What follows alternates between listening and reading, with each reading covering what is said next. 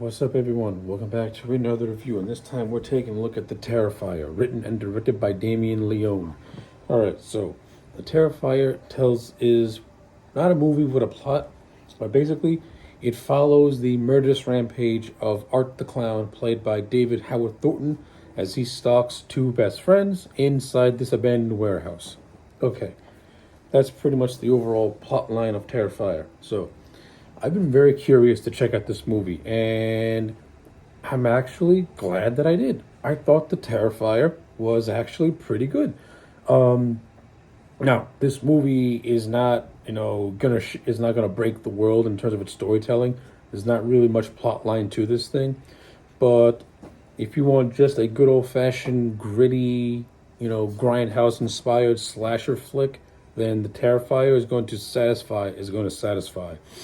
Uh, this movie is gruesome. This movie pulls no punches, but this movie also has a very dark sense of humor to it. The acting in this movie is not going to win any awards. A lot of the acting is really, really bad. There are certain scenes that are supposed to be played for dread, but the performances just don't match it. Uh, in terms of Damien Leone's direction, that's actually one of the highlights. I thought his direction was actually pretty decent. He does a good job at creating suspense. I like the overall grindhouse aesthetic of this film.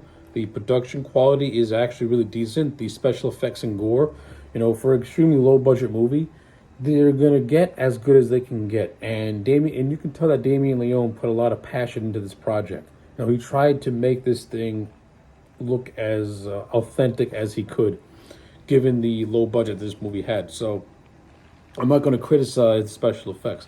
This is a low budget movie. Like, this movie was made for, I don't know, $32,000.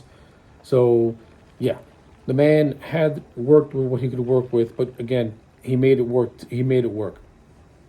So with that, I actually applaud Damien Leone.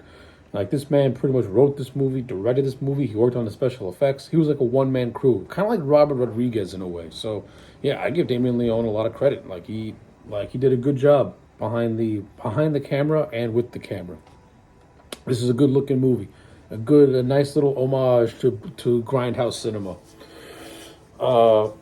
Now, when it comes to Art the Clown and the performance of David Howard Thornton, he is the best part of this entire movie. I love Thornton as Art the Clown. I am starting to like the character of Art the Clown itself. Now, it also helps that, Art the Clown has no dialogue, so Thornton has pretty much a thankless role to have, but luckily, he slips into it like a glove. And I think a lot of that has to do with Thornton's background. According to my research, Thornton, did a lot of miming, a lot of pantomiming, and not only that, he took a lot of inspirations from like characters such as Pennywise and the Joker, and just a bunch of like old silent actors like Charlie Chaplin and stuff like that. And you can see that in this performance. It's like Thornton did not need no dialogue. His body language told the story. His body language, gave us everything we needed to know about who Art the Clown is and what his motivations are. And I thought Thornton did a fantastic job. I mean, you can clearly see that the Joker is a heavy influence on his performance, but you can also see a little bit of the Man Who Laughs also in there with that wide, almost permanent grin that's always on Art's face. I love the dark sick sense of humor that Thornton gave Art the Clown.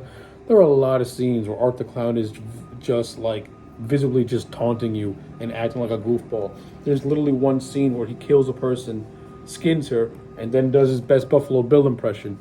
It's like the whole scene is like Buffalo Bill meets Marilyn Monroe. It's darkly hilarious. It's sadistically darkly hilarious, and I couldn't stop laughing.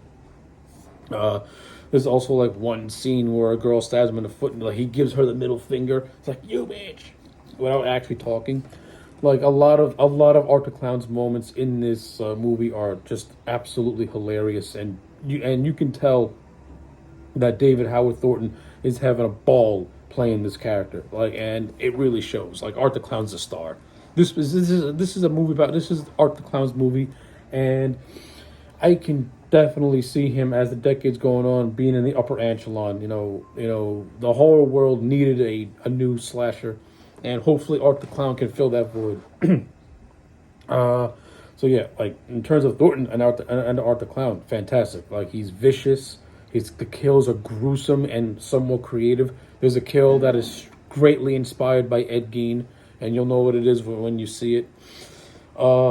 I mean, yeah, you do have, and the way he just like taunts these people is just downright hilarious too. Now, in terms of everyone else, the characters are okay. You have these friends, Tara and Dawn. They're okay. They come across as pretty annoying. Tara is more tolerable than the Dawn character.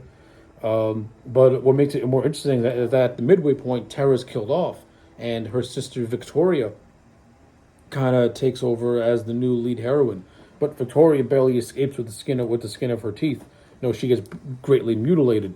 And it's also revealed that now the beginning of this movie, the beginning of this movie is told to us as if it was a flashback. I'm sorry. The beginning of this movie is told from us as if what we're seeing is all being done in real time. It starts off with like this talk show host talking to someone who survived Art the Clown. And then in the end, it's revealed that what we saw was actually the epilogue of this movie. It's actually Victoria who survived Art the Clown, but is now badly mutilated. So, it was kind of clever on how Damien Leone, presented that. But at the same time, you can kind of see it coming a mile away since the cast is really, really small.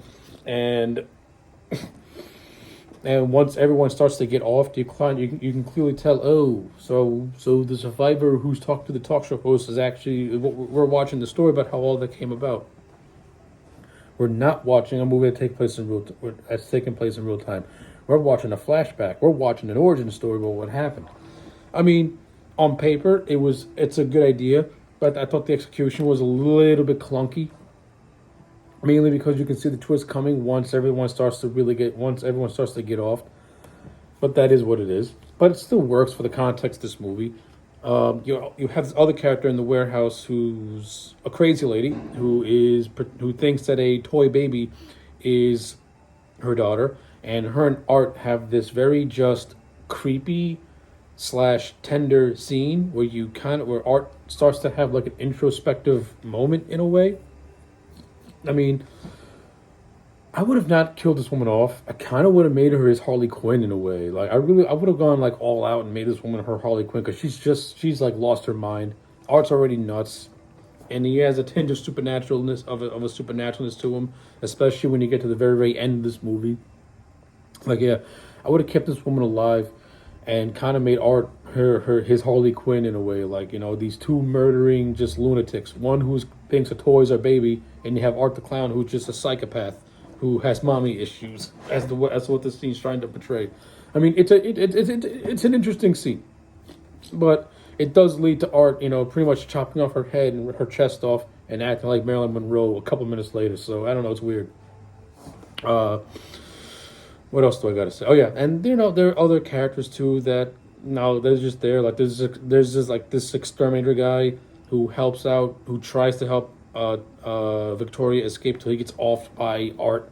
I mean, he gets attacked. He was attacked previously in the movie with getting hammered, and then you get the whole like shootout where Art gets taken down by the police after he's whipping this poor woman. After he just runs over Victoria with a car, and that's when he mangles his face.